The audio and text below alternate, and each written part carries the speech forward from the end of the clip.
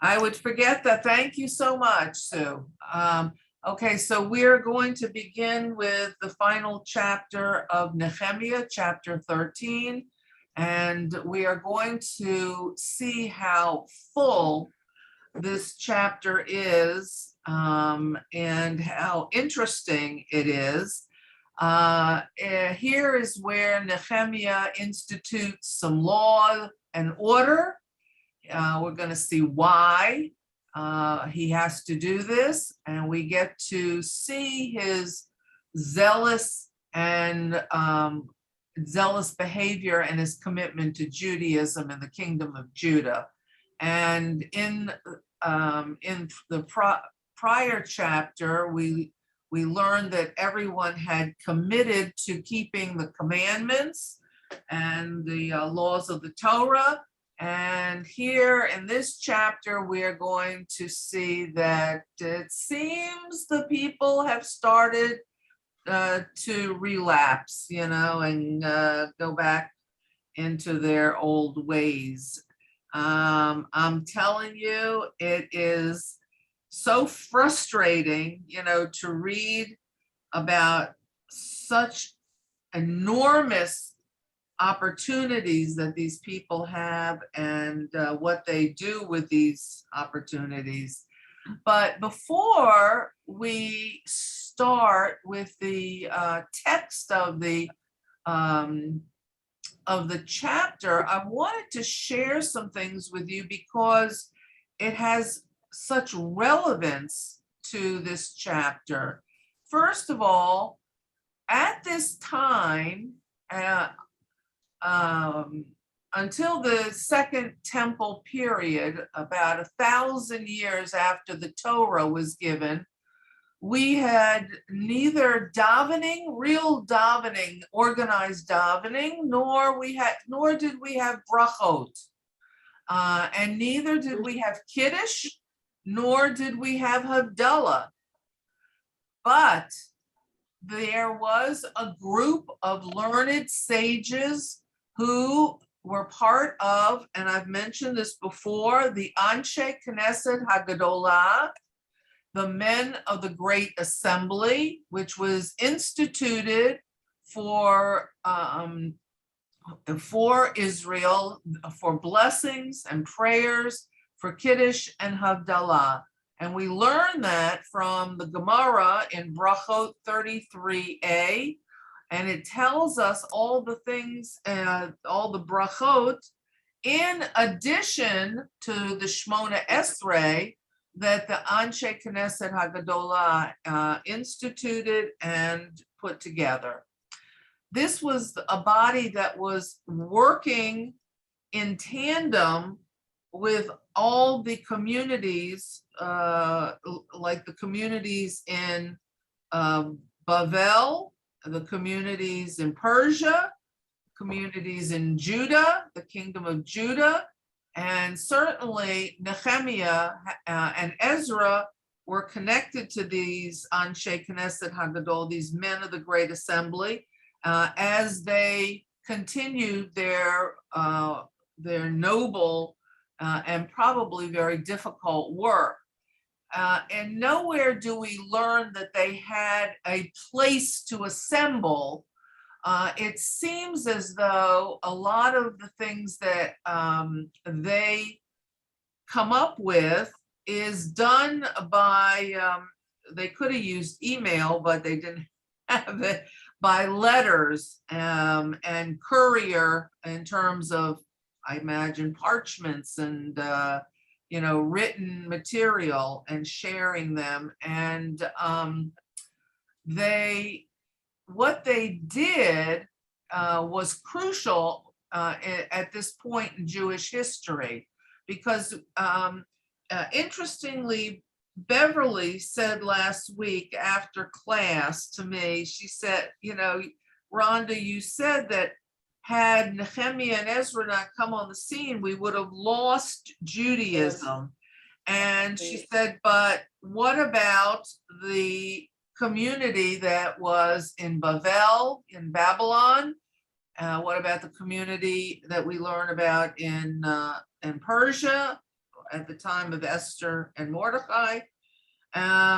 Well, the truth of the matter is, yes, we possibly would not have lost them. We don't know how long they would have lasted without the center of Judaism being in Eretz Yisrael.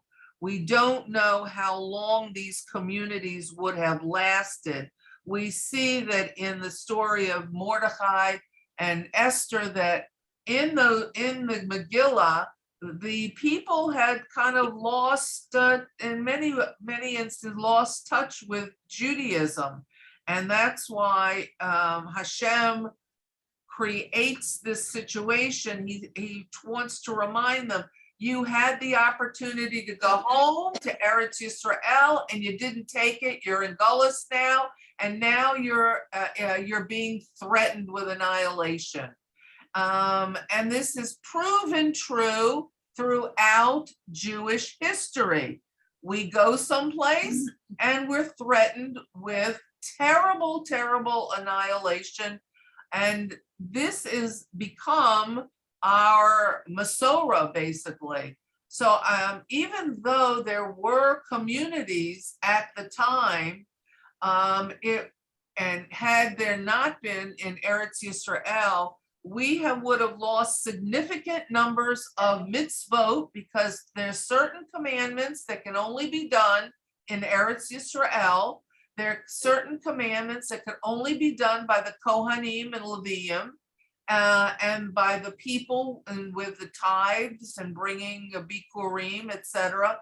We would have lost a tremendous amount of our Judaism had there not been a rebirth, and people like Ezra and Nechemiah, who led us back to, and Zerubbabel, who led us back to Eretz Yisrael. So I just ask a question, please. Sure.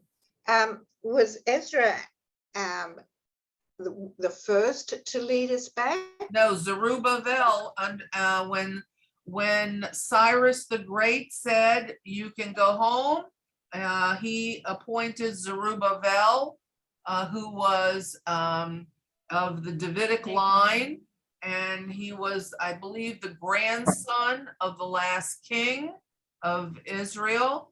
So he came back and he brought back with him, I believe we said over 42,000 people. And that was the first time that we came back since the diaspora, the dispersion of the Babylonians and the destruction of the first temple.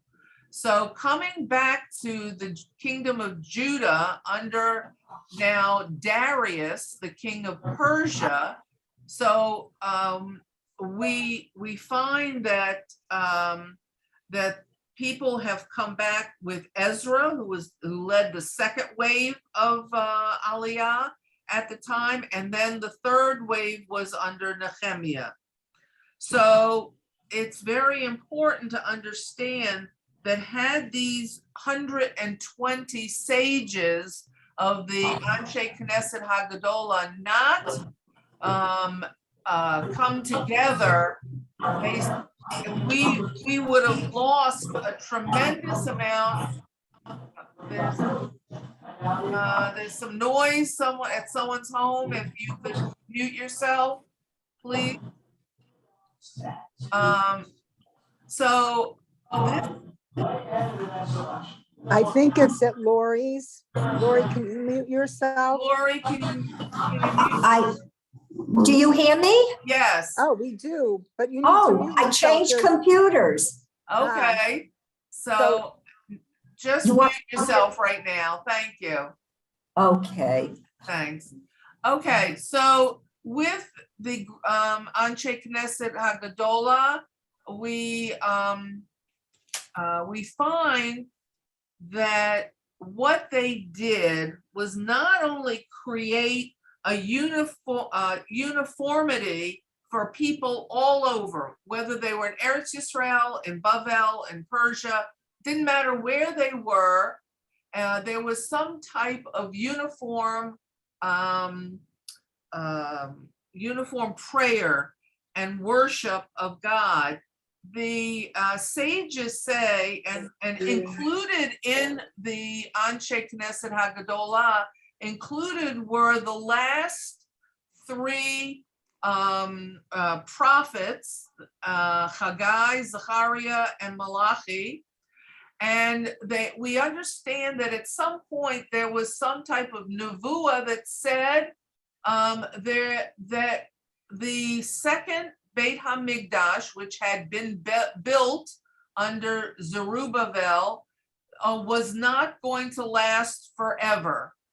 And since it wasn't going to, and that there would be another exile, we know that came true. So what we find is that they tried very hard to create a Judaism that you could take anywhere, wherever you were. But while the people were still living in Eretz Yisrael, the institution was called the Great Assembly, because it restored the crown of Torah and served as the spiritual center of Jewish life, and ensured through some of the things that they developed, like the brachot, Havdalah, Shmona Esrei, and they knew that there would not always be sacrifices, so that they created praying, so that people, no matter where they were, could fulfill the mitzvah of praying to Hashem. And they ensured the survival of the Jewish people through the coming of very harsh times in the diaspora. So the Gemara in several places, and I mentioned Brachot and Yoma 69b, Brachot 33a, they all talk about the Anshe Knesset Hagadolah. Now, the reason that I'm bringing this up is because we still do what the Anshe Knesset Hagadolah created to this very day. And the interesting thing is, it had 120 members. When the Knesset, when the state of Israel was formed, they decided to have 120 MKs, members of Knesset. They also took their name, the Knesset, from the Anshe Knesset Hagadolah. And we have our Knesset, our government, seat of government, fashioned after this great body of sages. Now, okay. There's could everyone mute themselves, please? That would be very great. Rhonda, I think they're trying to get in on Shelley's iPad. I think that's what's going on. Okay. So I'm the reason that I wanted to share some of this about the Anshe Knesset Hagadolah is that we're not going to just really learn any more than what I'm telling you today about it, but I think that it's a very, very interesting group. According to Pirkei Avos in chapter 1, verse 1, they are the fifth link of the chain of the Jewish tradition. In other words, Moshe Rabbeinu received the Torah at Har Sinai and teaches it to the people. 2, Yehoshua, Moshe's the next person who takes charge of the Jewish people, leads the people, is Yehoshua ben Nun, and he also teaches Torah to the Jewish nation once we've entered Eretz Yisrael. The third group to teach us Torah were the elders of the nation in Eretz Yisrael. The fourth group of people were the prophets, and they teach us Torah throughout as long as they are, there's prophecy, and prophecy ends here with Malachi at the time of Nechemiah. And the fifth body that teaches Torah is the Anshe Knesset HaGadolah at the end of the biblical period. And Pirkei Avot also says they identify Shimon HaTzadik, Shimon the righteous, as among the last of the men of the Anshe Knesset HaGadolah at the beginning of the Talmudic period.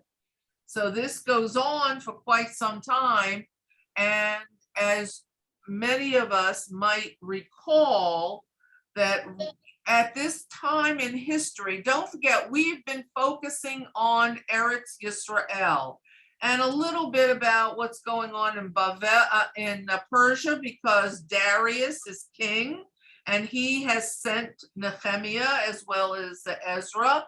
But what we have focused on is the politics and the situation in Eretz Yisrael.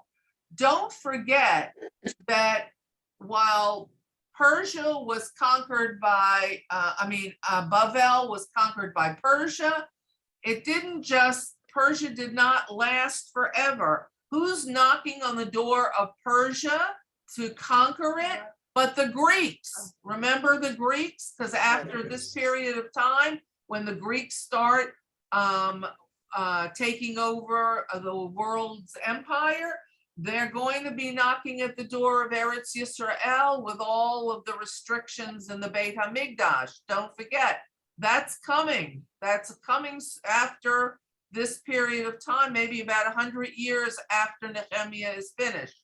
So what's happening now is that out there in the world of Persia and Babylon and etc., the Greeks are amassing their troops to take over the empires, and it will soon affect Eretz Yisrael. Who is one of the leaders of the Greek march to conquer the world empire? Alexander. Alexander the Great. And when the Anshe Knesset HaGadolah said, or Pirkei Avot identifies Shimon HaTzadik as one of the last men of the assembly, he is in the period of the Greeks, because if you recall, Alexander was ready to march on Jerusalem, and before they could lay siege to Jerusalem, Shimon HaTzadik, the Kohen, comes out of the walls of Jerusalem by himself. He walks up to Alexander the Great, and and there's an exchange, and Alexander says, "I had a dream about you." Really? And Shimon HaTzadik convinces Alexander not to lay siege on Jerusalem. And he is the last of the Anshe Knesset HaGadolah representatives in the time of the Greek period. So we see that it lasts for quite some time. There's no real accounting of how long, when it began, when it ended, but it is a significant amount of time that the sages took seriously what it would take to continue Judaism in the diaspora world as well as in Eretz Yisrael. So yes. Would you say that while we're in the Persian exile, we were still in the biblical era, or was that already the era of the sages? No, it was both. It was still part of the biblical period. However, we are starting to see it become. It goes from biblical period to rabbinic period. where there will be rabbis or Right. teachers, sages, whatever you want to call them. These people will now be, making decisions about rulings and observations about Judaic law and halacha. So you wouldn't say it was any particular era. So it wasn't, let's say, the Persian era or the one. Well, came don't out, the forget Greek that era. it started before the Persians. It started in the time of Bavel. So we see that once the Jews went into exile, there was a need for a body of people to start making rules. What do we do? What do we do? We don't have a temple. We don't have sacrifices. What do we do about Shabbat? What do we do about kashrut? What do we do about, we don't have the sacrifice in the temple. So they said, well, we have to have a substitute. Now we have to come up with prayer. And everybody wasn't good at creating their own prayer. There was no one unified prayer to say at any particular time. So what do we do about our gardens and Bikurim? What do we do about anything if we're not in Eretz Yisrael? So this is where, once we were in exile, this is what we needed. Rhonda, Yes. there's a tour to the Lower Galilee about the sages on Sunday. That's Right. gonna take place. Right. Sorrel, if anyone is interested, Sorrel Weiner is leading a group of people. When is it? Next week? Next Wednesday? This Sunday. Oh, this Sunday. Sunday, the 19th. Going up to the Galil, and I think it's called in the footsteps of our sages or something. So if anyone is interested in going on a tiul, stay on afterwards and I'll give you the information. Thank you for reminding me. Thank you, Rita.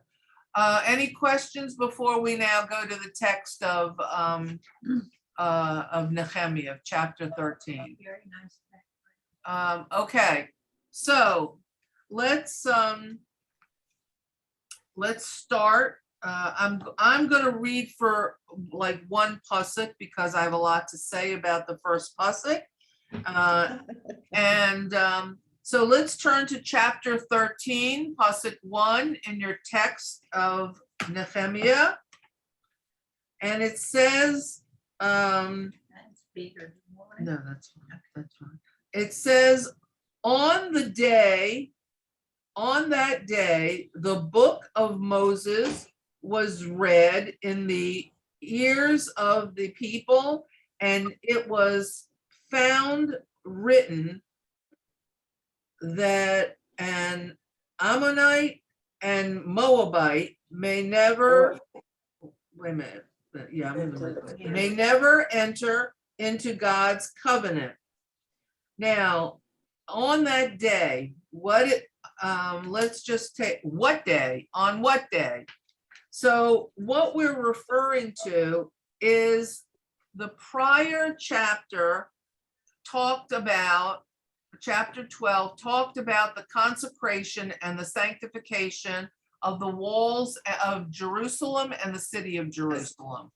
And they had already had that, as you recall, the lottery of who was going to be moving into the city and who was going to be the Levium, who did the altar service, as well as the sacrifices, as well as the watchmen. We learned about who among the Kohanim were going to have what jobs and what the positions were and how there would be a rotation that was instituted in the time of David HaMelech. So it's on that day refers to on the day of the celebration of the inauguration and sanctification of Jerusalem. And so Nehemiah probably says, you know what? I got the people right here I got a good audience. I might as well read Torah to them because it's an important time for them to hear this. And so what they're hearing is that no Ammonite or Moabite may enter into the covenant of Hashem, of the congregation, which means that they cannot convert and they cannot marry into with a Jew. But that only refers to the men, okay? Because we know that Ruth Ruth. was a Moabite, Ruth, right, okay? And the great grandmother of David Amelech. So it refers to the men, okay? Now, let's talk about why, okay? And then we're gonna see what's going on here. Because they did not come forward to the children of Israel with bread and water, and he, meaning the Moabites, hired Balaam against him to curse him. Do you remember in the Torah where we yeah, where we read about Balaam and Balak? yep. Yep. Okay. So what the Torah is telling us is when Bnei Israel left Egypt, on the way, these different nations had the opportunity to show hospitality to this ragtag, torn nation who was leaving slavery. And the nation of Moab, who did not show any hospitality whatsoever to the Jews who came through by their area. They did not come out and offer them anything in terms of food and drink. And the Ammonites, who were under the king Balak, Balak was the king of Moab, hired Bilam to curse the Jews. Right. And as you recall, in that parsha, Hashem turned the curse Came out as a blessing. into a blessing, and he blesses the Jews as opposed to curse them. But anybody who's going to hire somebody to curse the Jews is not regarded by Hashem as someone we want to have in our midst. Now you might say, well, okay, now we're centuries and centuries from the time of Moab and Ammon. What about now? Well, once the kingdom of Ashur, Syria, dispersed the nation, the kingdom of Israel, remember what they did? What was their modus operandi? They took a population from a conquered population. They took them out of their country and put them in other countries. And then they took the population of other countries and put them in the conquered land masses that they had conquered. And so everybody was mixed up. It was like mixing, flour and sugar and all that together. You don't know what's what, okay? So nowadays, we don't know who is a real Moabite. We don't know who is a real Ammonite. So that command can no longer hold today. But back then, it certainly could. And so consequently, the ruling was, do not bring these men into the covenant of Hashem. So that is what now why did quickly, why did Balak hire Balaam? Is because the kingdom of kings, remember there were two giant kings, Og and Sihon, and they came out Right. and they started a war with the Hebrew nation, and the Hebrews won because of Hashem's help in that battle. But they were the ones who started the fight, and so consequently, Hashem protects Eretz Yisrael, the Hebrews. However, the Jews did not want to go to war with Moab or Ammon. They did not want to go to war with anybody. They just wanted to be left alone so they could get to their destination. But Balak, king of Moab, was afraid. He was afraid that this mighty nation would conquer the Moabites. And so he, rather than go to war, he hires a soothsayer to curse them. So that is the reason that this all happened. Now, let's continue now. Let's go. Linda, do you have your text in front of you? Yes. Yes, I do. Okay, so will you continue Where do you- reading? You can read So verse 2. 3. Oh, verse 2. Start with 2. Because they did, okay, because they did not greet the children of Israel with bread. This is talking about the Ammonites and the And the Moabites. Moabites. And with water. And the Moabite king hired Balaam against Israel to curse Israel. But our God reversed the curse into a blessing. So it happened that when they heard the Torah, they separated all the assimilated ones from Israel. That's interesting. Before this, Eliashib the Kohen, a relative of Tobias, had been stationed in the chamber of the temple of our God. He prepared a large chamber for Tobiah where they had formerly stored the meal offering, the frankincense, and the utensils and the tithe of the grain, the wine, the oil, which were ordained for the Levites, and the singers and the gatekeepers, and the teruma offerings for the Kohanim.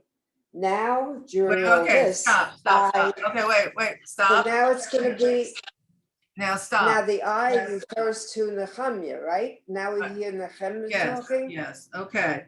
So what happens? The Torah is being read to this huge assemblage of people. They find out that nobody is supposed to be married to a Moabite and a Ammonite.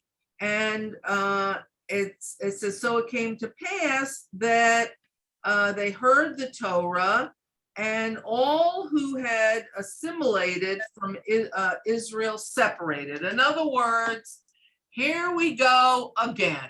With the wives. With the wives and the intermarriage. But here it doesn't say intermarriage, it says assimilated. Because Assimilated. what is going to That's nice. happen when you have a person who is married to someone who is not practicing Judaism and brings idolatry into the house? The people the Jews are going to lose their Judaism and they will assimilate with the idolatrous nations. And so consequently, Nechemiah sees this, and I'm sure that he is once again perplexed as to why he can't keep the local girls and boys separated and keep Jews from marrying outside the Jewish nation. That's a Now, statement that's time Well, immoral. well, exactly. That's, we can ask the same question. Now, it says in Pasuk 4, before this, even before reading this, during the period of the celebration of the city of Jerusalem and the institution of sanctification of the walls, what is going on? The Kohen Hagadol is inviting Tovia. Do we remember who he is? Do you remember at the very beginning of chapter 1 in Nechemiah? Nechemiah brings a group of people on the third wave of Aliyah. The walls of the city are destroyed and the place is a mess and the Jews don't know Torah from non-Torah. They don't know anything. The place is in shambles. And who is there? There are 3 men. There is Sanballat, there is Tovia, and there is Geshem. The 3 people who oppose the Jews coming back. They oppose the walls being fixed. And Sanballat and Tovia made sure that they did everything in their power to make Nechemiah give up rebuilding the walls. And they were the enemy of the Jews. They were the enemy. And although they lived there and they were governors of Samaria and of the Arabs and the other groups of people, they themselves were the heads of the taunting of the Jews and the difficulties that the Jews had as they repaired and constructed the walls. Now, here we have the Kohen saying to our enemy, and he was a higher up in the Persian government, he says to him, as we read, he prepared for him a large chamber wherein there was formerly placed the meal offerings, the frankincense, the vessels, the tithes of the grain and oil commanded for the Levites and the singers and the gatekeepers. And he separated, they all had this was all the separation for the Kohanim. Now, Right. what? The Kohen Gadol, get the picture here. The Kohen Gadol is bringing in a Persian governor who was opposed to the Jewish return, and he's giving him a room to set up an office in the Beit HaMikdash. Is that insanity? Yeah, very. Yeah. Okay. Maybe it's a matter of keep your enemies closer. No. This is really a Chilul Hashem. He is bringing, the Kohen is bringing a enemy of the people into the Beit HaMikdash. Now, what does this sentence tell us? It says that the room that he gave to Tovia was where they had kept the meal offerings, the frankincense, the vessels, the wine, the grain, the oil, all that were the tithes that the people brought for the Levium, and the Levium shared their portion with the Kohanim. If that room is empty, and that room is now being prepared for this enemy of the people, what does it say about that room where all the tithes should have been? It was disposed of. It was Wasn't it? empty. It was Nothing. empty.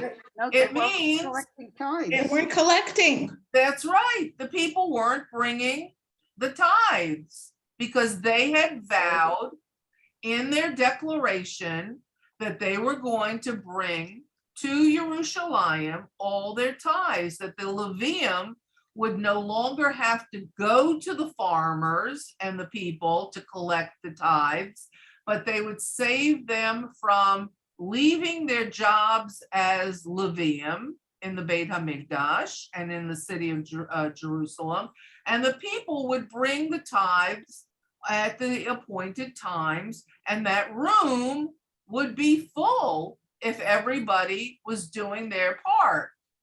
But if that room is emptied, it means it's not They happening. can't.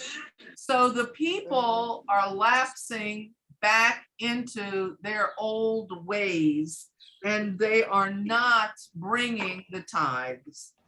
Now, in Pasuk 6, Rhoda, can you read for us? Let's see, this book, 5, where is 6 again? But in all this time, I was not at Jerusalem, for in the 32nd year of Xerxes, Shasta, Shasta.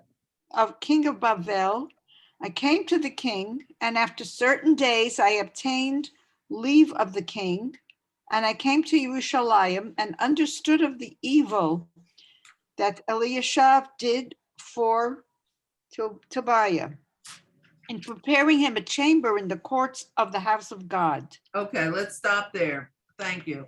Okay.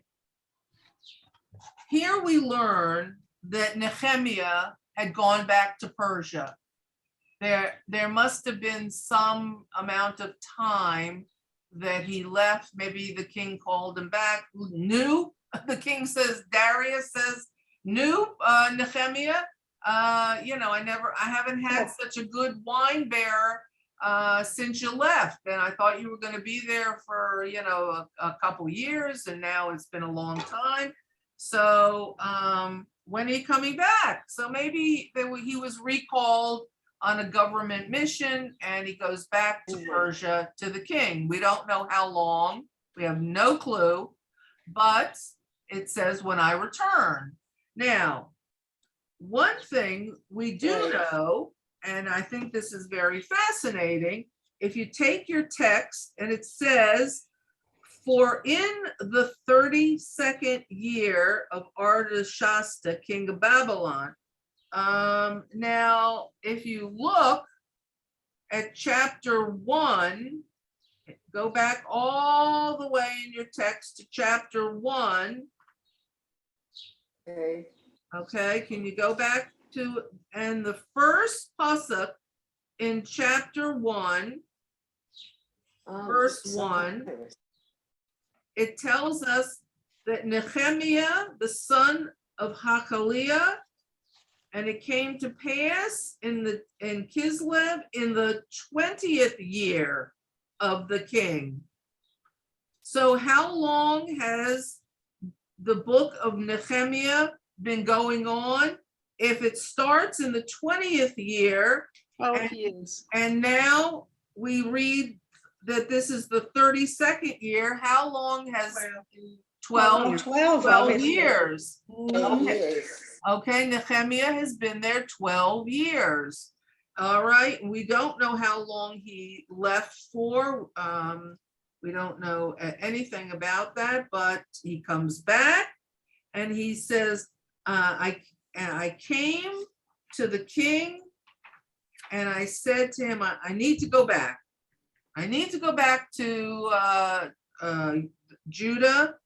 And apparently the king says, okay, go back.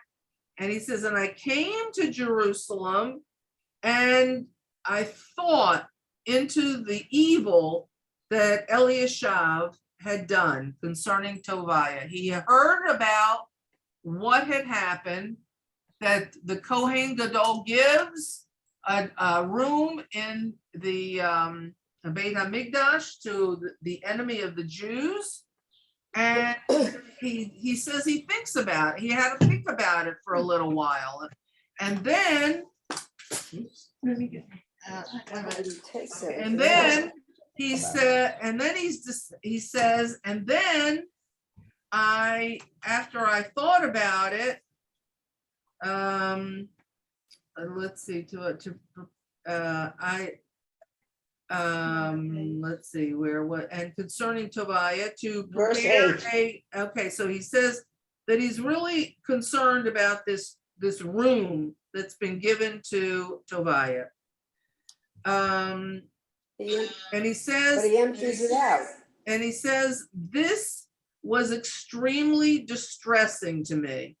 That's exactly what he says. He says, this is very upsetting to me. And I cast out all of Tobiah's household articles from the chamber. Apparently he went to that room. He was enraged. He goes to the room. He throws everything out of the room. And he says, and he wants to get rid of him. And he says, I returned there the vessels of God's temple, the meal offerings, and the frankincense. And then I became aware that the Levites' portion had not been given, and the Levites, the singers who had performed the services, had escaped, each to his field. What does that mean? They went home. That's right. While the cat was away, the mice would play. So what happens? The Levites decide that what Nechemiah is gone. We don't have all this pressure. The Kohen Gadol is given a room in the temple to our enemy. So the Kohanim and the Levium are no longer at the temple. They're not collecting the tithes anymore. They're not, the people aren't bringing the tithes. They're not collecting them. The Kohanim are not getting their portion. And they go back to their own fields. The Levites are going to their own cities. Not just the singers, all the Levites. Well, we don't know. Okay. Maybe what they did is, one lady says, I have a great opportunity to go on a trip to a lot. The plane ticket is really cheap. Can you do my watch while I'm in a lot? Or I'm going to go on vacation with my family. I'm going to do this, or I'm sick. I'm going to take sick leave. And can you do, so everything started, it looked like it's starting to fall apart here. What happened here? Why are the Levium and the Kohen, what's going on? These people just need a good touch. And then it says that now he's become aware of the situation. What is he gonna do? So I battled the nobles and said, why is the temple of God forsaken? He doesn't go to the people. He doesn't go to the little folks. He goes directly to those in charge. He goes to the nobles, the heads of the whole community. And he said, Makarapo, what's going on here? What's happening? What's going on? Why are we forgetting about what to do at the temple? Why are there no tithes that are collected in this chamber? Why is it empty? Why are the people not doing their jobs? Why are the Levium gone? Where are they? What's going on here? And they said, then I gathered them together and established them on their place. In other words, he says, this is not going to fly. I can't believe that you're not doing what we agreed to do. I can't believe that we're not doing the mitzvahs of Hashem. We need to get back on track here. And the promise was that the Jews would bring gifts to the Levium, that they would be brought to Jerusalem, and this was not happening. And he says that he's going to reinstate all this and get everyone back into doing what they're supposed to do. Now, then it says, once he's sort of sorted that out and organized it, 12, Rhoda, you want to continue reading? Okay, let's see, 12. Not 12. Then all Yehuda brought the tithe of the corn and the new wine and the oil to the treasuries. And I made treasurers over the treasuries. Shelemiah the priest and Tzadok the scribe, and of the Levites, Pedaiah. Right. And the next to them was Hanan, the son of Zakur, the son of Mattaniah, for they were counted faithful, and their office was to distribute to their brethren. Okay, so here we certainly don't know how long it took to reinstate the tithes and get the people to start bringing everything back to Jerusalem and the Levium back to their posts. But it says that all of Judah, in other words, the people started bringing back the tithes and all the things that they were supposed to give, and they were put in the storehouses once again in the Beit HaMikdash, and he appoints these people that we just read because they are trusted and worthy people. They're honest, good people, and he knows that if the job is in their hands, that it will be done properly. So he takes the job out of whoever was doing it, and now he has people that he feels very comfortable will be trustworthy. And it was all the tithes now were being brought and distributed among the Levium and then the Kohanim, and things seem to be back on track. Go ahead, Rhoda. Remember me, oh my God, concerning this, and do not wipe out my good deeds that I have done for the house of my God and for its service. In those days, I saw in Yehuda some treading wine presses on the Sabbath, and bringing in sheaves of corn, and lading asses, also wine, grapes, and figs, and all manner of burdens, which they brought into Jerusalem on the Sabbath day. Okay. So Pasuk 14, Nechemiah says in his writing here, God, if for nothing else, remember me for this, because I'm doing my best here with these people. It's challenging and I'm having a hard time. So please, God, remember me, that not for a lot of the other things, not necessarily for the wall, for the reunification of the sanctification of Jerusalem, but for making sure that the people bring the tithes to the temple and that they are back on track with doing the mitzvot that you command. Now, I don't know if you remember, but prior to this chapter, earlier on, we also have Nechemiah asking Hashem to remember him for some particular things that he has done. And the Mefarshim, the commentators, rebuke him and say he should not have asked God to remember him for those things, that if it was noteworthy enough, God would have remembered him. And you don't have to ask God to remember you for something. But again, the commentators here are concerned about why Nechemiah feels he has to ask God to remember him. Now, moving along, I mean, there's no answer, yes, no, he's a bad boy, he's a good boy for this. It doesn't, it's, yeah, it is. He sounds a bit like he's got a guilt complex. No, he doesn't. He just would like to be remembered for it. That's all. Just like, Because he's working really, really hard. These people are killing him. So. Right.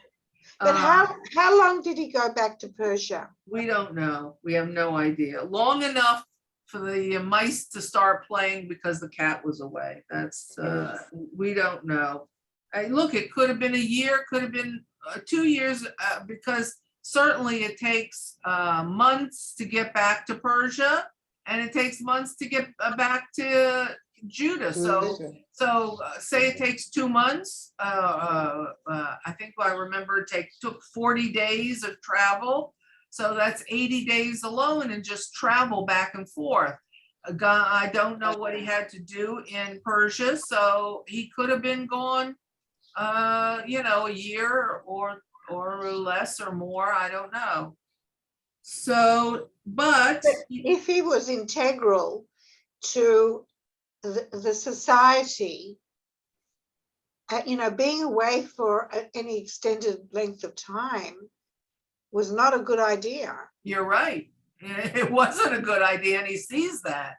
He Yeah. sees what happens when he was gone. Right. And even though they had signed that covenant, they still lapsed in their behavior.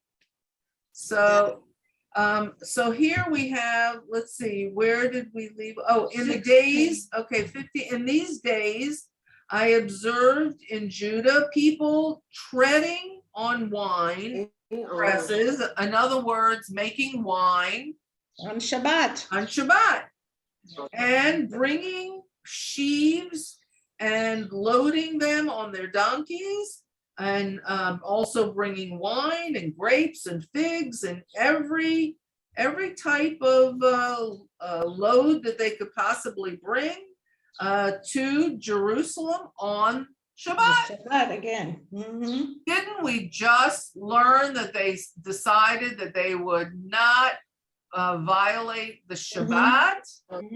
Does that go back to the Brit Abanah? Yeah, yes. That's the one. Yes, Okay. they had signed this covenant, and at the sanctification of Jerusalem, they said, okay, we're in for Shabbat. We are in. It's all good. And now here we are with the people bringing to Jerusalem things to be sold, things to be bought, working animals on the Shabbat, doing all kinds of work that is not appropriate for Shabbat. Now, this is where the Anshe Knesset Hagadolah comes up with laws of Muksa. Because of this, we learn that the Anshe Knesset Hagadolah creates the rules and regulations of what is permissible to be used on Shabbat and what is not. And these are the laws of Muksa that we are familiar with. Now, having said that, he sees what's going on Shabbat, and he warns them, and I warned them on the day when they sold their provisions. He came to them on Shabbat, and he said, what are you doing? And they said, what's the big deal? We're selling our wares. Now, 16, Rhoda, you want to continue? Sure. So let me go back there. There dwelt the men of Zor there also, who brought fish and all manner of ware and sold them on the Sabbath to the children of Yehuda and in Jerusalem. Then I contended with the nobles of Yehuda and said to them, what evil thing is this that you do and profane the Sabbath day? Did not your father do thus? And did not our God bring all this evil upon us and upon this city? And yet you bring more wrath upon Israel by profaning the Sabbath. And it came to pass that when the gates of Jerusalem began to be dark before the Sabbath, I commanded that the gates should be shut. Okay, stop. Okay.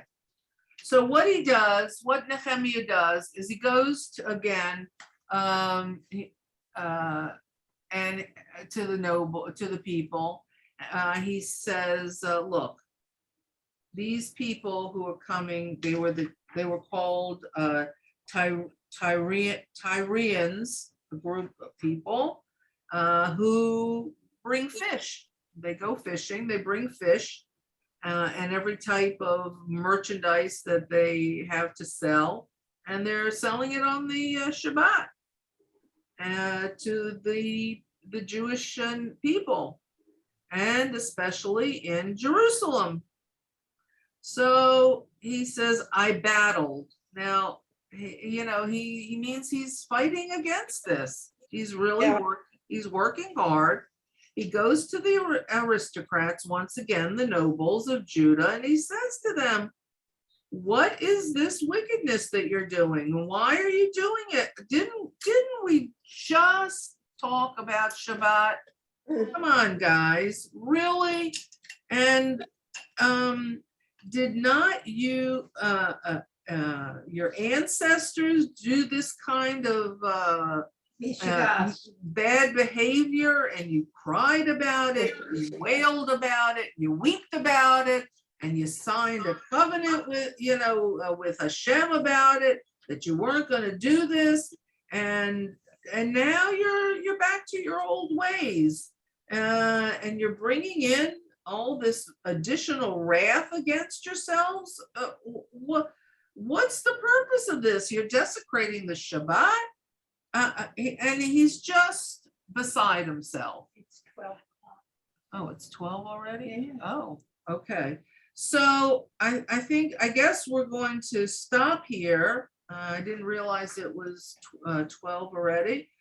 So we have a bit to go. We'll finish it next week, and we'll also, what I'd like to do as we leave Nechemiah in his perplexed state of anger and wrath against these people who have gone back to their old ways. We're going to leave them there for a moment, and we'll finish the chapter. And in addition to learning the rest of this chapter, I would like to include a few chapters of the prophet Malachi, who is the last prophet, last person with Nevuah, and it happens during this period of time.